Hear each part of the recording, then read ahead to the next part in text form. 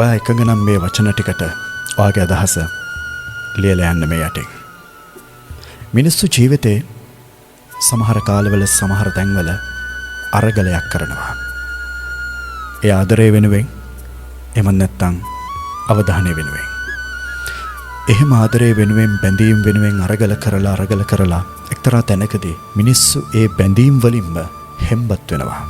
අවසාන ප්‍රතිඵලයේ විදිහට අතුලාන්තයම සම්පූර්ණයෙන්ම හිස්සිච්ච හැඟීමක් දැනෙන්න පටන් ගන්නවා. සමහර වෙලාවට තනියෙන් ජීවත් වීම, හුදකලා වීම, පරිණත වීම, අත්හැරලා දැමීම වගේ සමහර වචන භාවිතා කරනවා.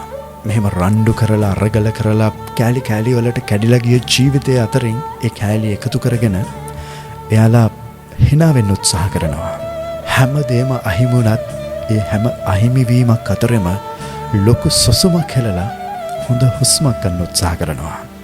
අරයට මෙහෙම වුණා, මෙයාට මෙහෙම වුණා කිය සාධාරණීකරණයට නොඑක් හේතු හොය hina වෙන්න උත්සාහ කරනවා. කඳුළු පිහද ගන්නවා ඒ අතරින්. හැබැයි එක පාඩමක් ඉගෙනගෙන තියෙනවා. ඒ හිනාව අතරින් කොච්චර කඳුළු ගැලුවද කියනවනම් ආයෙත් කිසිම බැඳීමක් වෙනුවෙන් හදවතේ දොරගුළු විවර කරන්නේ නැහැ කියලා තරුණු තීරණයකට එල්බ සිටනවා. හැබැයි ඒ හිනාව අතරින් කොච්චර කඳුළු ගැලුවද කියනවනම් ආයෙ ඕමනාවක් නැහැ කිසිම දවසක අර වගේ බැඳීමකට හිතේ දොරගුළු විවර කරන්න. සමහර වෙලාවට ආදරය වෙනුවෙන්, Tamanට ඕනි අවධානය වෙනුවෙන් කොච්චරනම් තව කෙනෙක්ට චෝදනා කරලා ඇද්ද? කොච්චරනම් තව කෙනෙක් එක්ක රණ්ඩු වෙලා ඇද්ද? කොච්චරනම් තව කෙනෙක් එක්ක කියෝගෙන ඇද්ද? වෙහෙසයි, මහන්සි. ආයෙ මට රණ්ඩු කරන්න බෑ ඔයත් එක්ක. ආයෙ මට කියෝගන්න බෑ ඔයත් එක්ක.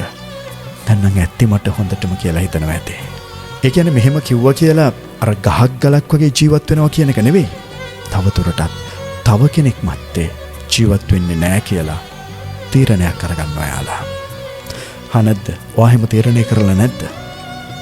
මෙහෙම හෙම්බත් වෙච්ච තැන්වල, මෙහෙම දුක් විඳිච්ච තැන්වල, දැන් නම් හොඳටම ඇති කියලා හිතෙච්ච තැන්වල ආයේ මගේ ජීවිතයේ සතුට සිනහව තව කෙනෙක්ට තීරණය කරන්න දෙන්නේ නැහැ. කොටින්ම මගේ ජීවිතේ මං තව කෙනෙක්ට දෙන්නේ නැහැ කියලා තීරණය කරලා නැද්ද ඔයා?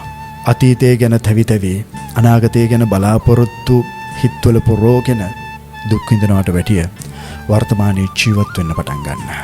මොකද තේරුම් ගන්න වෙනවා අපිට ජීවිතේ අපිට හම් වෙන හැම බැඳීමක්ම ජීවිතේ අපිට මුණ ගැහුණු හොඳම බැඳීම නෙවෙයි කියන එක.